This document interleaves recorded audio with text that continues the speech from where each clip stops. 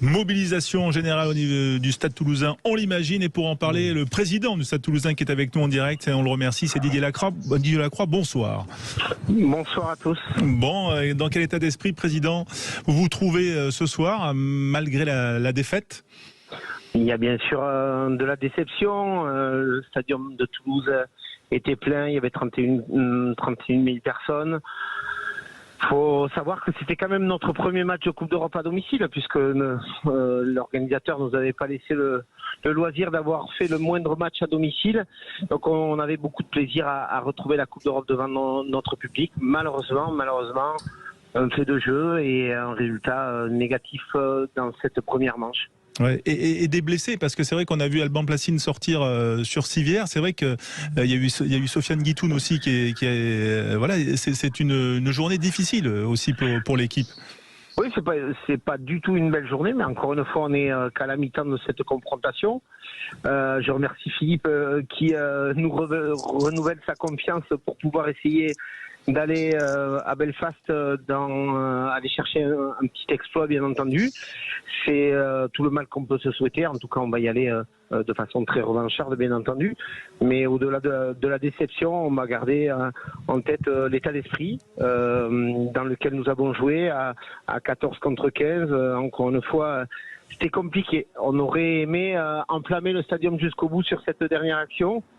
On n'a pas su encore une fois concrétiser un break de Thomas Ramos, et c'est bien dommage pour pouvoir aller à Ravenil avec aller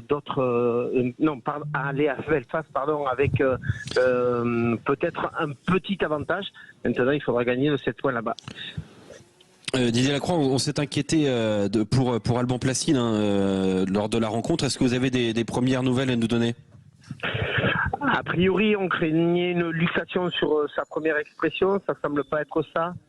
En revanche, on pense qu'il y aura suffisamment de dégâts sur sa malléole notamment. Il a marché sur le pied d'un de ses adversaires, ce qui a fait que la malléole a touché le sol avec un pied complètement en déclive. Je suis pas médecin, mais je suis particulièrement inquiet. On vous comprend. Philippe Swanguero, peut-être une question pour Didier Lacroix. Non, bonsoir Didier, pas de question particulière, mais c'est non, il y a pas grand chose à dire. Je crois que tout a été dit par rapport au contexte. J'ai vu la première déclaration d'Hugo Mola, très fair-play par rapport à l'arbitrage, à ces faits de jeu qui posent quand même question. Bon, le Stade Toulousain, comme à son habitude, quand même, sort grandi par ces déclarations. Mais ça doit quand même peut-être amener au moins dans le vestiaire un motif supplémentaire de volonté de revanche peut-être pour la semaine prochaine. Oui, c'est clair. Alors, encore une fois, au-delà de la langue de bois qu'on pourrait avoir les uns et les autres, il faut reconnaître la performance de ces joueurs d'Ulster. Dwayne Vermeulen, que l'on avait vu si bon avec son équipe nationale, avec Toulon notamment, a fait un match assez remarquable. Il y a une défense très très en place de la part de l'Ulster, et ils ont su jouer sur le surnombre numérique qui avait été créé par ce carton rouge.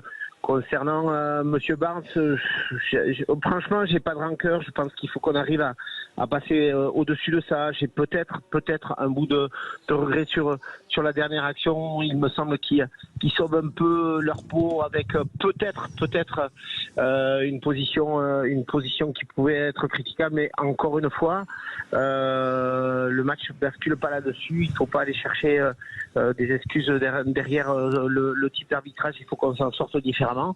Et certainement avec un peu plus de réalisme dans nos actions et dans nos moments forts. Je crois que ce qui manque au Stade Toulousain, c'est un poil de réalisme pour pouvoir prendre les scores. Oui, ce réalisme qui vous a tant, on va dire, souri, entre guillemets, la saison dernière, la saison du doublé, qui fait l'objet d'un film qui sort en salle au cinéma. On est là aussi pour en parler, c'est mercredi 13 avril. Voilà, c'est à ne manquer sous aucun prétexte, parce qu'on voit aussi la vie du club et de l'équipe, on va dire, différemment. Vous étiez à Paris en début de semaine, notamment, il y a eu plusieurs avant-premières. Est-ce que que ce film, en tout cas, arrive au bon moment par rapport à votre saison. C'est pas facile à sortir un film au cinéma lorsqu'on est en compétition, Didier Lacroix. Vous me tendez la perche, c'est sûr que c'est jamais le bon moment, surtout quand on perd à 4, surtout quand on perd à la maison sur le premier match de Coupe d'Europe. Toutes les raisons sont bonnes pour s'en vouloir d'avoir dévoilé le film cette semaine. Mais écoutez, à un moment, il faut regarder peut-être un petit peu plus loin, avoir un petit peu de hauteur. La production avait ciblé ce retour des internationaux et techniquement le film était prêt à ce moment-là, donc c'était pas ciblé sur le retour de la Coupe d'Europe à domicile, loin s'en faut.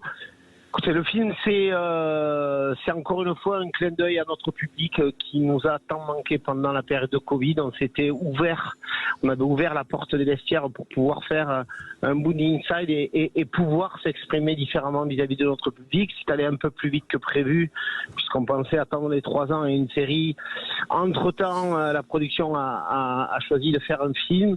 Je crois qu'on a un acteur magnifique avec Hugo Mola, on a des images qui sont magnifiques, on est loin de s'endormir sur nos lauriers avec ce film, loin s'en faut, mais je crois qu'il y a peut-être un petit clin d'œil de remerciement envers notre public et également un petit cours de management que certains pourront prendre en exemple.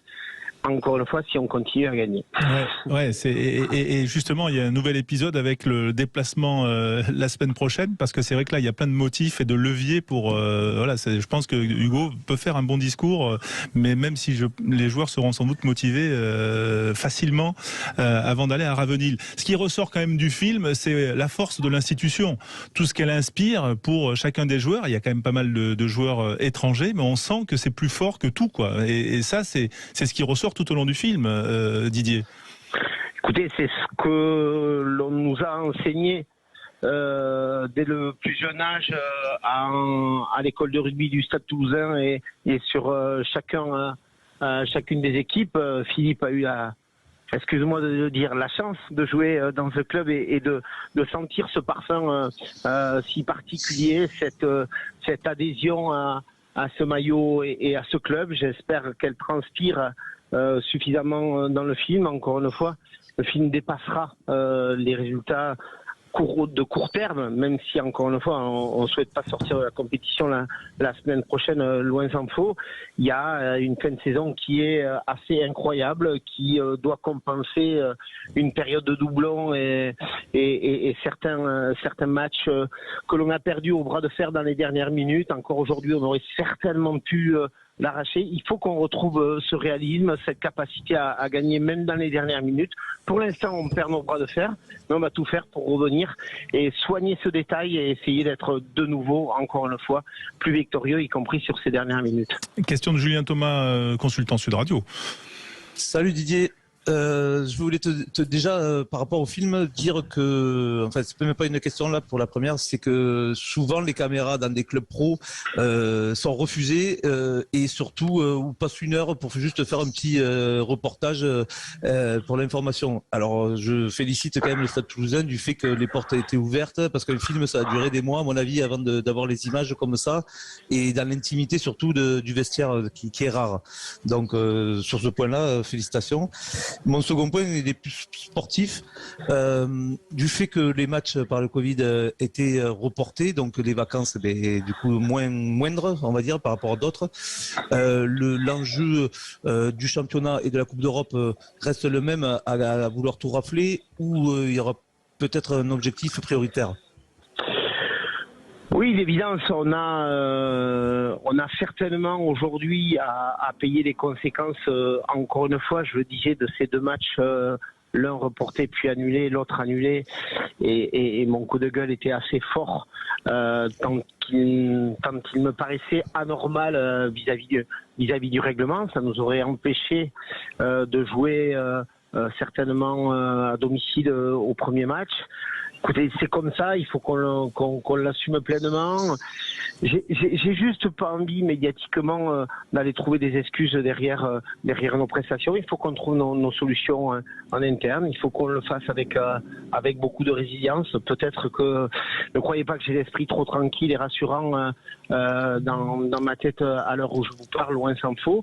Néanmoins, je suis intimement convaincu que le Stade Toulousain doit être suffisamment digne par rapport à ce qui se passe, par rapport à toutes ces décisions et trouver les solutions en interne au travers du staff, au travers du coach brillant dans le film, au travers des joueurs qui sont en capacité à très certainement à nous faire gagner encore à nouveau. Maintenant, tant qu'on est en vie, on est qualifiable à partir du moment où on gagne de 7 points. On sera qualifiable si on bat nos adversaires directs, notamment La Rochelle, notamment Toulon, notamment... après, ça se jouera un peu plus à distance avec Brive et Biarritz. On est face à nos responsabilités. On sait que le lendemain, ou du moins la saison qui suit un doublé est particulièrement difficile. C'est à nous de jouer à la hauteur de notre statut, sans trouver la moindre excuse là-dessus. Une question d'Alexandre Priam, mais après on va vous libérer, Didier Lacroix. Alexandre. Oui, merci, petite question. C'est vrai qu'on a vu beaucoup d'internationaux. Voilà, vous êtes un club avec énormément d'internationaux qui ont été mobilisés avec l'équipe de France. Est-ce que vous allez devoir, quand je dis devoir, être obligé de les reposer là d'ici la fin de la saison? Et comment organiser ça pour rester compétitif? Alors, administrativement parlant, on n'a pas un besoin de rendre des vacances parce que les internationaux qui ont joué à très haute intensité ont quand même eu 2 semaines de coupure au sein même de leur tournoi. Néanmoins, il faut être à l'écoute. Il est hors de question d'avoir des internationaux qui soient cuits physiquement et en risque de blessure. Donc d'évidence, sur les matchs qui nous restent, qui sont tous, encore une fois, qui comptent fort sur le classement en top 14 et qui seront éliminatoires pour les prochains matchs de Coupe d'Europe, au moins le prochain, on va faire ça étape par étape. Donc d'évidence, il faut qu'on soit très très très vigilant sur le niveau de forme de nos internationaux. J'espère qu'on va pouvoir tourner au niveau de l'effectif, au moins de les faire démarrer et de tourner, ou alors de les faire entrer en cours de match. Malheureusement, les 2 blessures sont d'Alban et de Sofiane qui risquent d'être de long terme. Choco Barès qui s'est également blessé, un carton rouge qui risque de laisser encore une fois Juan Chimalia pendant quelques semaines en dehors des terrains, font que on risque d'être un peu plus contraint à les faire jouer. On va compter encore une fois sur le niveau de récupération, travailler encore pour trouver ces solutions. Philippe Sanguero, la dernière question pour le président Didier Lacroix. Non, c'est pas une question pour clôturer, rebondir sur ce que disait Alex. Je pense que voilà, il faut saluer l'attitude du Stade Toulousain. Je dis pas ça parce que Didier est là, on en a parlé avec Olivier Magne il y a quelques semaines, parce que on voit la période pendant laquelle les internationaux sont pas là, mais là quand même de toute évidence, le Stade Toulousain continue à pâtir de ces joueurs internationaux parce que ils sont quand même émoussés pour la plupart suite à cette période et cette période du 6 Nations. Et le Stade Toulousain fait partie de ces clubs qui ont été leaders dans cette nouvelle approche avec l'équipe de France et qui font qu'on a une équipe de France qui gagne et qu'on a une dynamique qui se met en place qui est exceptionnelle pour 2023.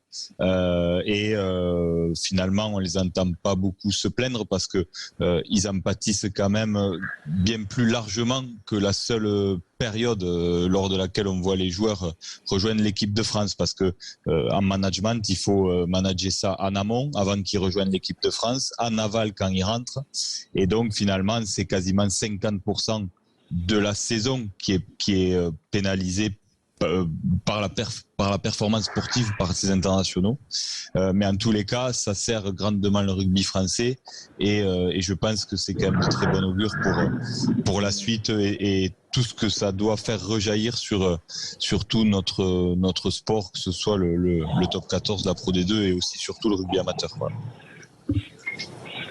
Ouais. Donc le prochain film ou la saison prochaine, ça sera la pépinière et la formation. C'est trouvé. Ouais.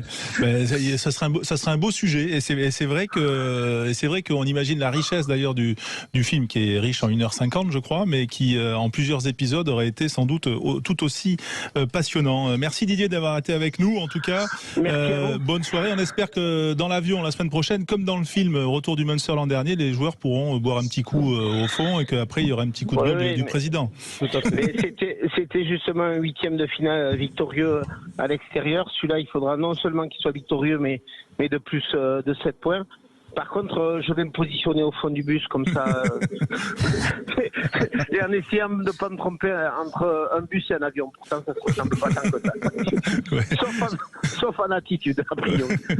Voilà. Bonne soirée à tous et merci. Merci d'avoir été avec nous en direct, Didier Lacroix, sur l'antenne de Sud Radio, président du Stade Toulousain. Après donc ce match aller perdu face à l'Ulster, mais on sent quand même que déjà on s'est projeté et on est de tous concentrés vers ce match retour que ces joueurs ont forcément envie de remporter.